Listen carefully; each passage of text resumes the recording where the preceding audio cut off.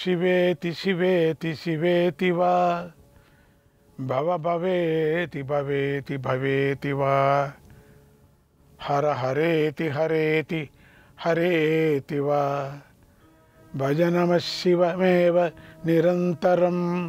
మన పండుగలన్నిటిలోనూ కూడా అతి ముఖ్యమైన పండుగే శివరాత్రి. ఎందుకంటే అన్ని పండుగలు కోరికలు తీరుస్తాయి, భోగాలు సుఖ సంపదలు ఇస్తాయి. కానీ జన్మ లేకుండా చేయటం అనేది ఈ శివరాత్రి పండుగ యొక్క విశేషం. అందుకే జన్మానికి ఒక శివరాత్రి అంటారు. ఇటువంటి శివరాత్రి పండుగ సంవత్సరంలో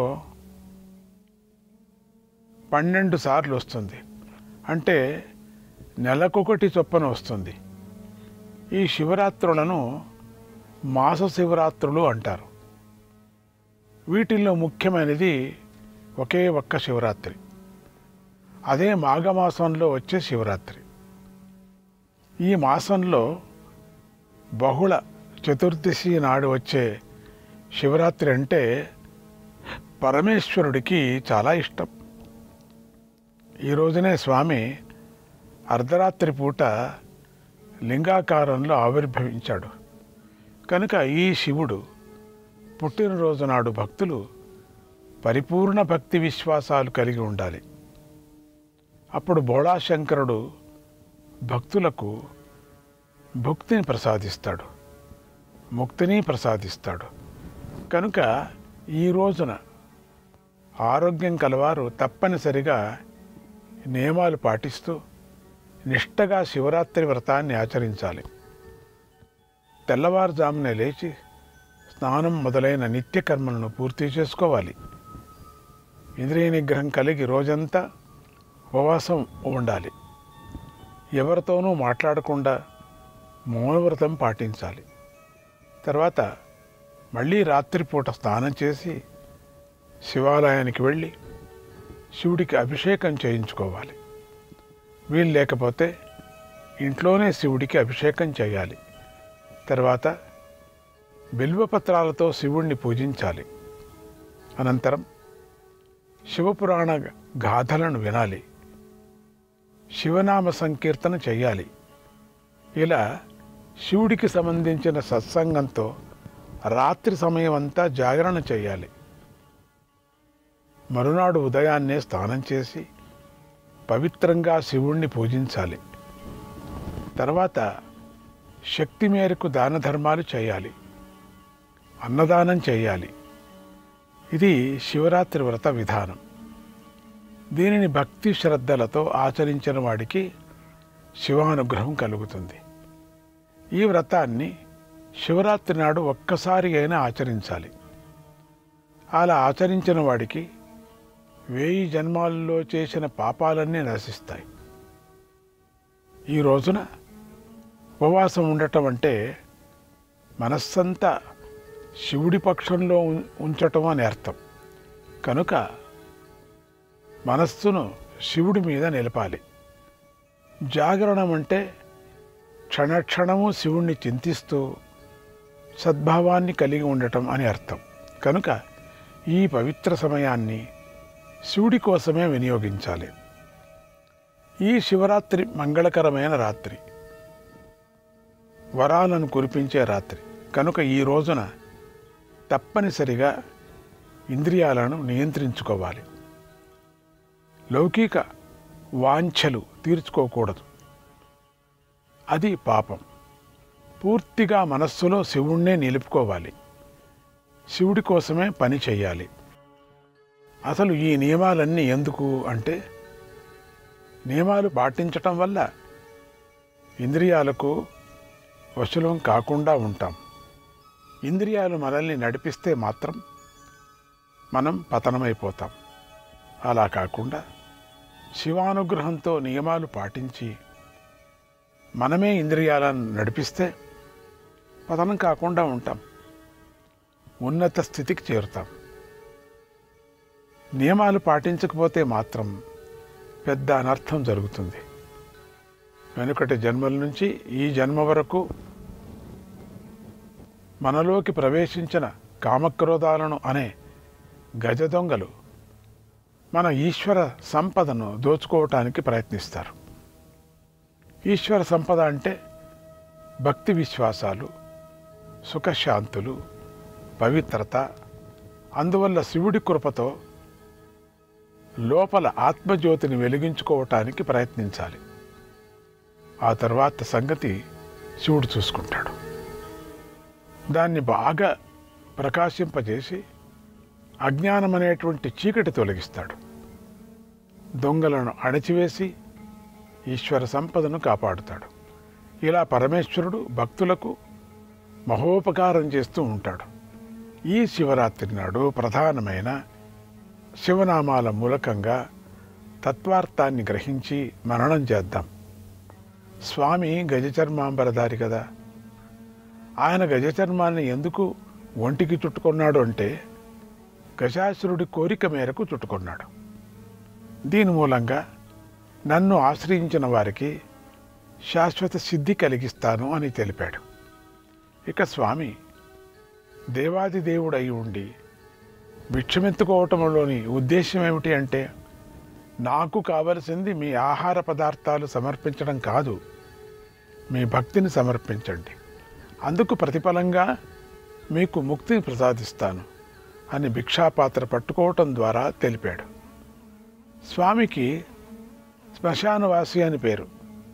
అలా ఆయన కీర్తించబడటంలోని అర్థం ఏమిటి అంటే నాకు గొప్పవాళ్ళు పేదవాళ్ళు అనేది లేనే లేదు, అధికమైన వారు తక్కువ వారు అనే భేదం కూడా లేదు.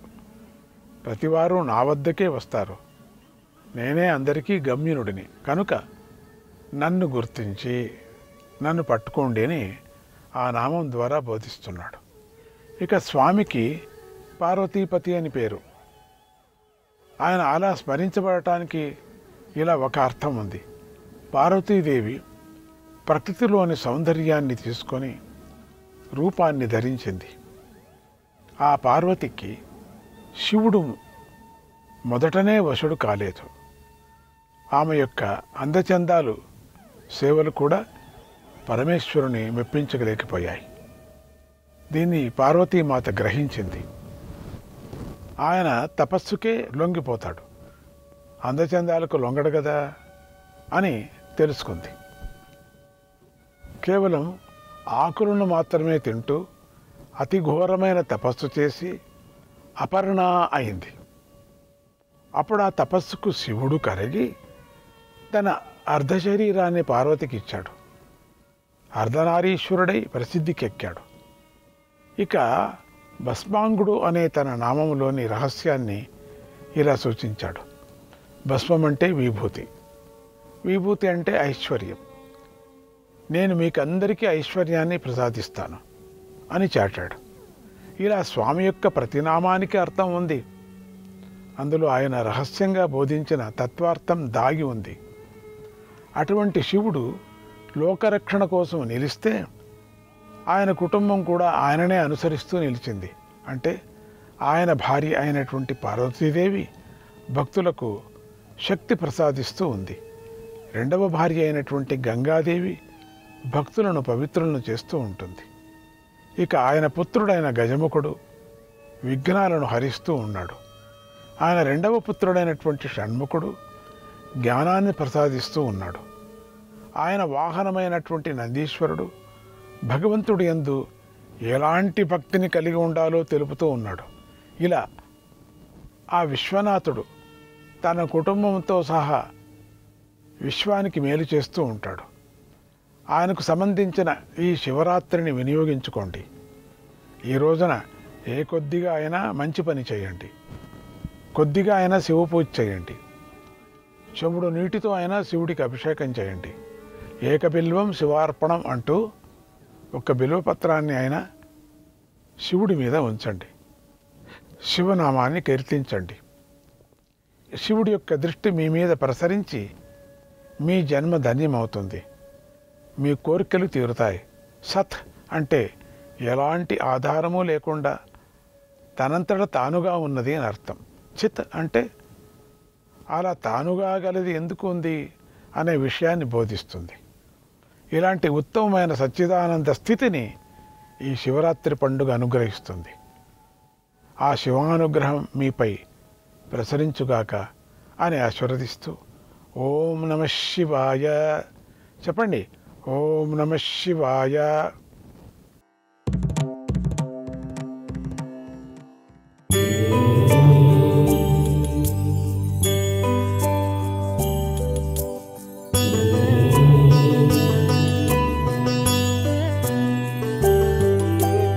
अद्भुत विग्रह अमराधीश्वर अगणित गुणगण अमृत शिव आनन्दामृत आश्रित रक्षक आत्मानन्द महेश शिव इन्दुकलाधर इन्द्रादिप्रिय सुन्दर रूप सुरेश शिव ईश सुरेश महेश जनप्रिय केशव सेवित पाद शिव उरगादिप्रिय भूषण शङ्कर नरक विनाश नटेश शिव ऊर्जित दानवनाश परात्पर आजित पाप विनाश शिव साम्ब सदा शिव साम्ब सदा शिव साम्ब सदा शिव साम्ब शिव साम्ब सदा शिव साम्ब सदा शिव साम्ब सदा शिव साम्ब शिव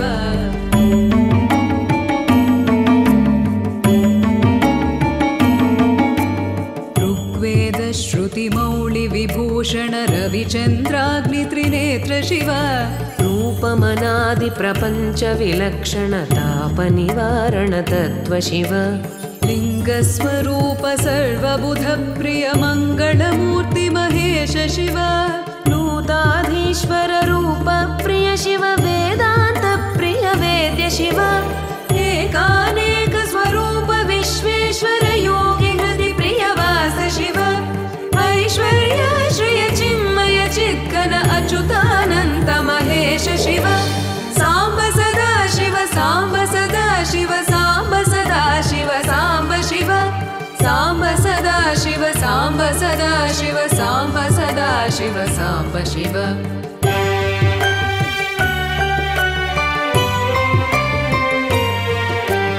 ओंकार प्रिय उरग विभूषण हेंकारादि महेश शिव औरसलालित अन्तकनाशन गौरी समेत गिरीश शिव अम्बरवास चिदम्बर नायक तुम्बुरु नारद सेव्य शिव आहार प्रिय आदिगिरीश्वर भोगादि प्रिय पूर्ण शिव साम्ब सदा शिव साम्ब सदा शिव साम्ब सदा शिव साम्ब शिव साम्ब सदा शिव साम्ब सदा शिव साम्ब सदा शिव साम्ब शिव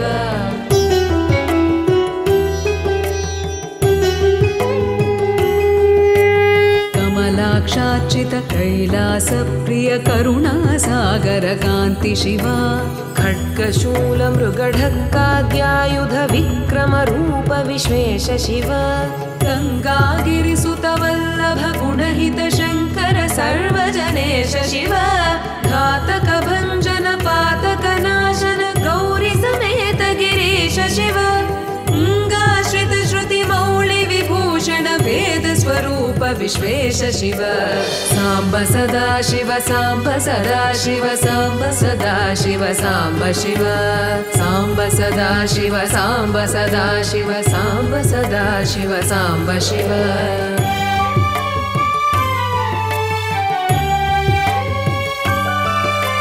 चण्ड विनाशन सकल जन प्रिय मण्डलाधीश साम्ब शिव छत्र किरीट सुकुण्डल शोभित पुत्र प्रिय भुवनेश शिव जन्म जरा मृति नाशन कल्मष रहित ताप विनाश शिव झङ्काराश्रय भृङ्गिरिट प्रिय ओंकारेश महेश शिव ज्ञानाज्ञान विनाशक निर्मल दीन जन प्रिय देव शिव साम्ब सदा शिव साम्ब सदा शिव साम्ब सदा शिव साम्ब शिव साम्ब सदा शिव साम्ब सदा शिव साम्ब सदा शिव साम्ब शिव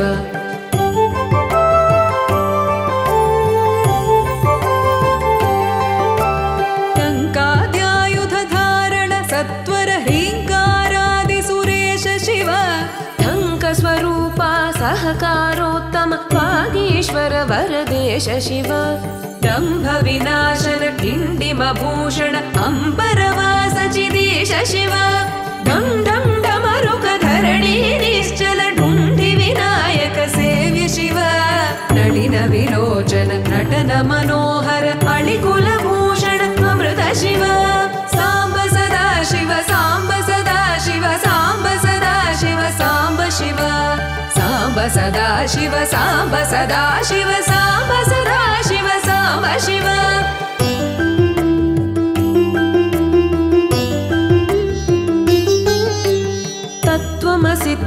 तत्त्वमसीत्यादिवाक्यस्वरूप नित्यानन्द महेश शिव स्थावर जङ्गम भुवन विलक्षण भावुक मुनिवर सेव्य शिव दुःख विनाशन दलित मनोन्मन चन्दन लेपित चरण शिव धरणीधर शुभ धवल विभास्वर धनदादि प्रियदान शिव नाना मणिगण भूषण निर्गुण नटन जन प्रिय नाट्य शिव साम्ब सदा शिव साम्ब सदा शिव साम्ब सदा शिव साम्ब शिव साम्ब सदा शिव साम्ब सदा शिव साम्ब सदा शिव साम्ब शिव